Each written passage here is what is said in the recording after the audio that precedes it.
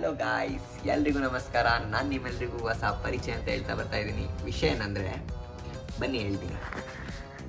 ನನಗೆ ಈ ಪ್ರತಿ ಸೋಮವಾರ ದೇವಸ್ಥಾನಕ್ಕೆ ಹೋಗಿ ಅಭ್ಯಾಸ. ಪ್ರತಿ ಸೋಮವಾರನೂ ಒಂದೇ ದೇವಸ್ಥಾನಕ್ಕೆ ಹೋಗ್ತೀನಿ, ದರ್ಶನ ಮಾಡ್ತೀನಿ. ದೇವರೇ ಒಳ್ಳೇದು ಮಾಡಪ್ಪ, ಎಲ್ಲರಿಗೂ ಒಳ್ಳೆ ಬುದ್ಧಿ ಕೊಡಪ್ಪ ಅಂತ ಕೇಳ್ಕೊಂಡು ಬರ್ತೀನಿ.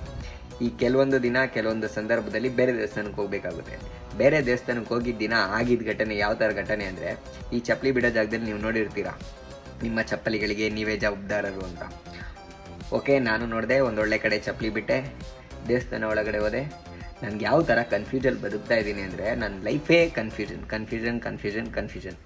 ಓಕೆ, ಚಪ್ಪಲಿ ಬಿಟ್ಟೆ, ದೇವಸ್ಥಾನ ಒಳಗಡೆ ಹೋದೆ. ದೇವಸ್ಥಾನ ಒಳಗಡೆ ಒಂದು ಲೈನ್ ಬರೆದಿರ್ತಾರೆ, ದೇವ್ರ ಮೇಲ್ಗಡೆ, ಈ ಪ್ರಪಂಚದಲ್ಲಿ ಒಂದು ಹುಲ್ಲು ಕಡ್ಡಿ ಅಳ್ಳಾಡಲು ಭಗವಂತನ ಇಚ್ಛೆ ಬೇಕಂತೆ.